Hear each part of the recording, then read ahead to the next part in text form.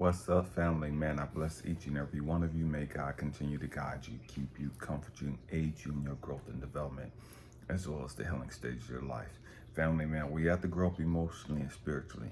Today, I want to continue our series on the 22 major arcana cards. And today, we're going to talk about the 13th major arcana card, the death card. The death card. I talk about this card a lot without talking about this card. Stay with me. Talking about death. So many of us were terrified of death. We have no clue what death really is. You know what I mean? We don't really understand the process of death. And so we're filled with fear and just all kind of other crazy stuff when it comes to death. You know, I've had a lot of people die in my life. You know, people that I cared about, close loved ones and different things of that nature.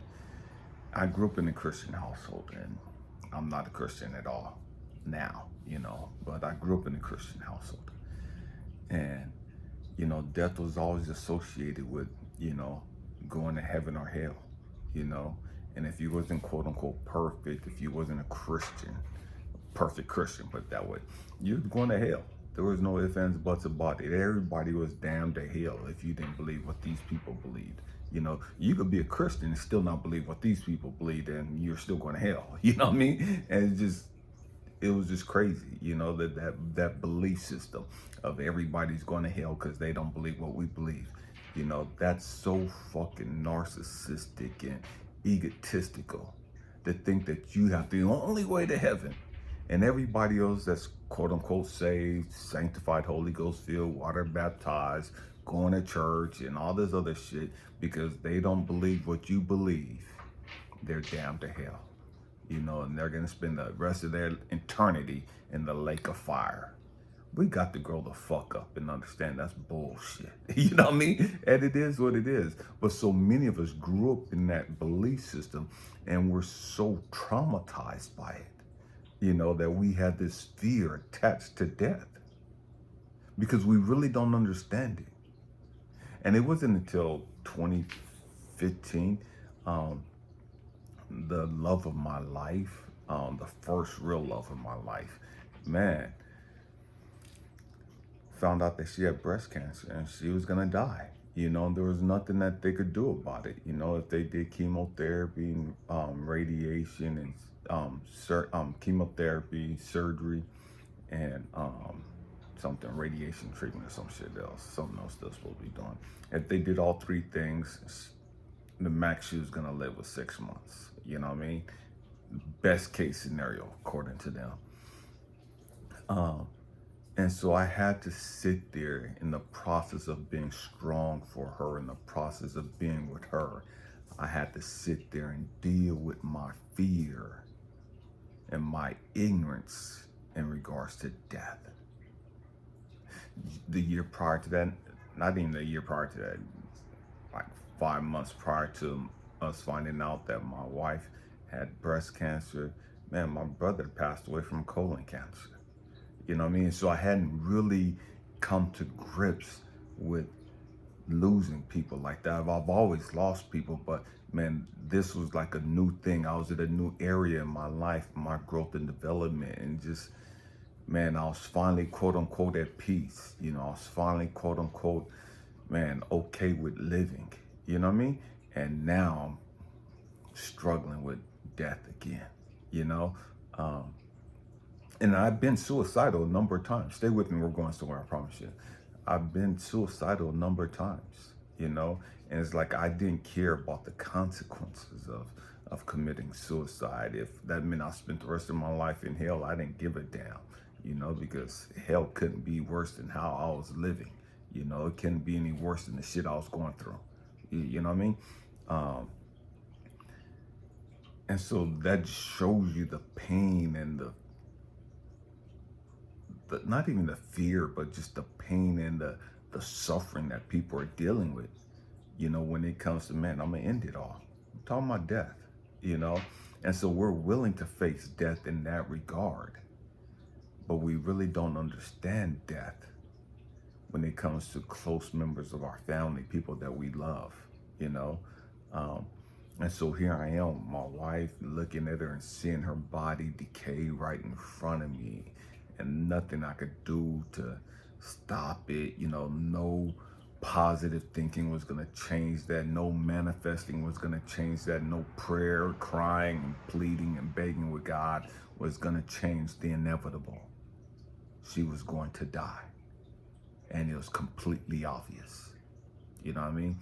And so that forced me to sit there and deal with my shit in regards to death, And what God had to show me was that, man, death isn't what these Christian people have made it out to be. That's some bullshit that they use to push on you, to push fear, to control you, to manipulate you. That ain't got shit to do with the fucking truth or reality. You've been programmed to believe a motherfucking lie. And because you believe that lie, you're now gripped with fear and just been anxious and anxiety and all this other shit when it comes to death. Every death brings a rebirth.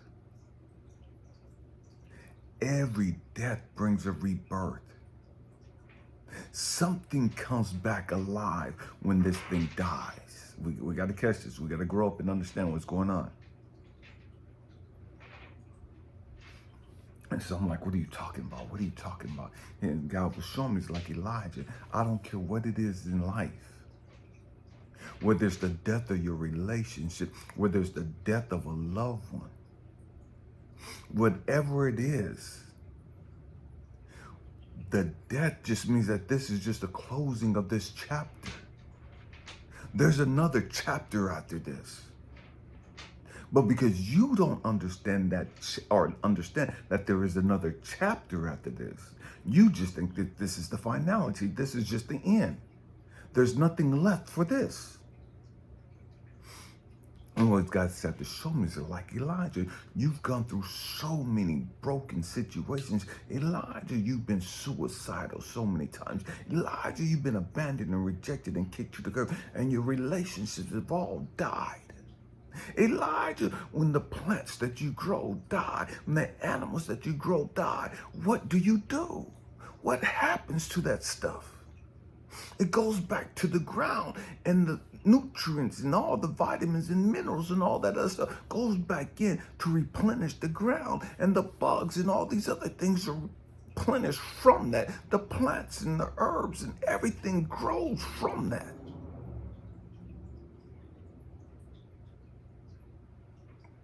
When the leaves fall and they dry up and die, all the minerals, the vitamins, the nutrients within the leaves now go back into the ground. Why? Because it's replenishing the tree. It's going back into the roots, going back into the tree.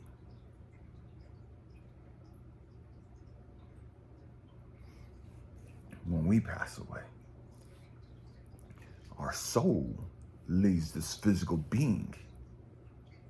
This physical being is what dies. The soul does not die. The soul lives forever and has lived forever. There is no birth of the soul. Your soul continues on.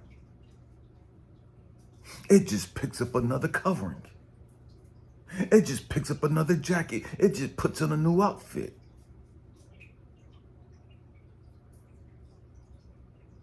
We got to grow up and understand this. And so when the death comes, we fear the unknown.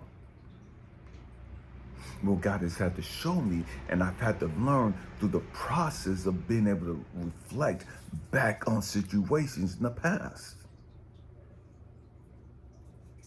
The death of my wife in 2015 opened up the door for me to leave California, opened up the door for me to move here to New York to be with the young lady that I was with, opened up the door for me to take on the job and the career that I have now. There's always stages to this. There's levels to this. And so that chapter of my life ended. And the next chapter opened up. The next chapter after my wife passed away was me going to China. For 3.5 months, everywhere I went, I spread some of her ashes. I wanted to die in China because I was broken and confused and angry and all this other stuff. Because I just lost the love of my life. But there in China, I understood and I uncovered my purpose for the rest of my life. It was there in that brokenness. It was there in that despair. It was there in that anger. It was there in that chaos, in that confusion, in that turmoil that I discovered that I had to keep living. That I discovered that, man, there was some more stuff that I had to do. So part of me was lost because I didn't know what my purpose was. And so what God had to show me is, Elijah, this chapter's ending. It's like a book. You open it up, you read the first few pages. My nose is itching for some reason. I'll open up this book and you read the first few chapters. That chapter ends, but the book continues. The book doesn't end just because the chapter ends. Your life doesn't end just because this relationship ended. Your life doesn't end just because this chapter in your life ends. So many women, they go through this process of empty house syndrome. They raise kids and, man, they spent all their time and energy and years investing in these kids. Now these kids are grown and independent and don't need them anymore, and they're leaving the house, and these women are confused. They're like, what the fuck am I supposed to do? I ain't got no purpose. My whole purpose was around my kids and feeding into my kids and and I don't know what to do. And they go through this midlife crisis, this death of the old them. That's a form of death. When this relationship, you've been married to this person and you love them and you're committed to them, and you invest so much of your time and your energy into this person, into this relationship, and they abandon you, they walk away, they reject, whatever case may happen, and that's a form of death. That relationship has come to an end. It's died. That chapter of your life is over. You got to learn the lessons and pick up the pieces and continue on. But what most of us do, we get stuck in that loss. We get stuck in that death. And so many of us, we die right there too. We give up on living right there too. We get stuck right there too. Our body's physically alive, but we've died emotionally. Our body's physically alive, but we've died spiritually. Our body's physically alive. We have no purpose, no desire, no passion to continue on. And we stay right there in that pain, in that loneliness, in that confusion, in that chaos. That other person has died. Their physical body has died. We died spiritually. We died emotionally. Catch that. Catch that. And so many people, when they go through relationships and the relationship ends, again, that's a form of death. When that relationship ends, so many people die right there too. They die spiritually. They die emotionally. And they get stuck right there. Always the victim. Always the pessimist.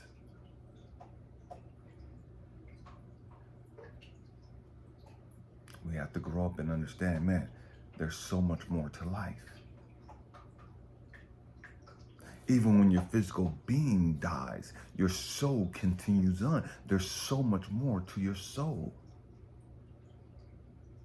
This is just one chapter in your soul's journey. You got to understand that.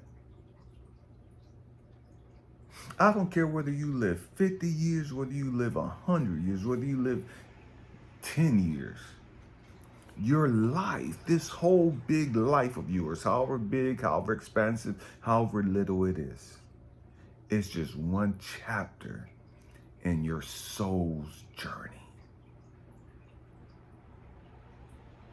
Your soul continues. Your soul has other experiences. We got to grow up and understand this shit. And so just because death comes knocking at the door does not mean that's something to fear. Man, and I've said this many times, I feel like I've lived like 8 lives in this lifetime. You know what I mean? I feel like I've had 8 or 7 deaths in this lifetime. And what I'm saying is there's so many chapters to my life. And the trip is at the end of every chapter, man, I thought that was it. I thought that was a wrap. I thought I was done. And as I continue to heal and continue to move on, I sit back and it's like, oh my God, I'm glad that wasn't it. I'm glad I didn't die there. Yes, I was suicidal. Yes, I wanted to die. I'm glad God didn't let me die. I'm glad I'm still here. Man, look at all the opportunities I would have missed. Look at the trips I would have missed out on. Look at the relationships I would have never made. Look at the friends I've established.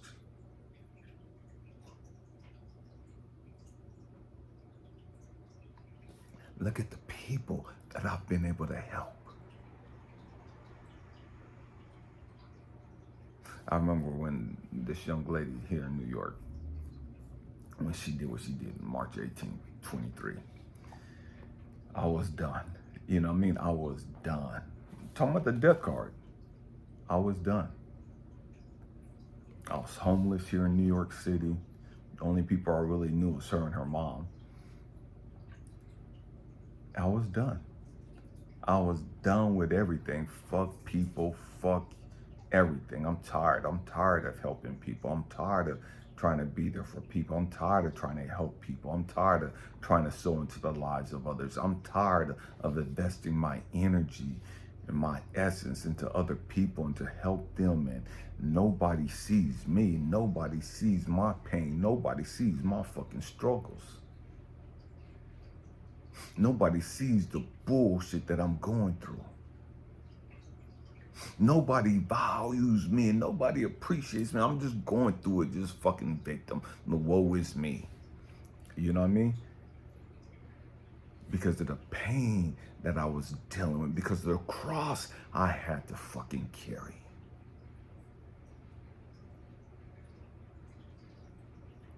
So as I'm carrying this cross of being abandoned and rejected and just done the way that I was done by this young lady, I'm like, I'm fucking sick and tired. I'm sick and fuck women, all women. You know, that was just my mentality. I can't trust none of these motherfuckers. You know what I mean? And again, that was just the pain. I don't think that way anymore. Stop tripping. You know what I mean? That was the pain that I was carrying. Tired of being hurt. Tired of being mistreated.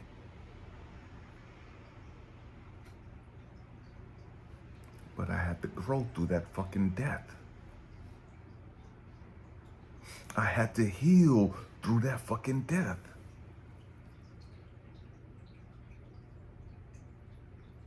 And it was hard. It was lonely. It was frustrating. But now that I've done all that hard work, I'm able to sit back and reap the rewards of my efforts. I'm able to sit back now and be like, oh my God, man, that happened in 23. Damn, look at what I've done since then. Man, I've taken a vacation of going to Egypt and a cruise on the Nile River and going into the pyramids and seeing the Sphinx. And man, I've gone to Bali and Singapore and Thailand. And man, look at what I've done. Look at the promotions I've gotten. And I'm sitting back and look at the other little trips within the States I've been able to see. Man, I was able to see my oldest son graduate from USC, the school of my dreams, with a master's degree. Man, look at what I've been able to go and accomplish and see. Man, I got 5 grandkids I've been able to see. I would have missed all of this shit.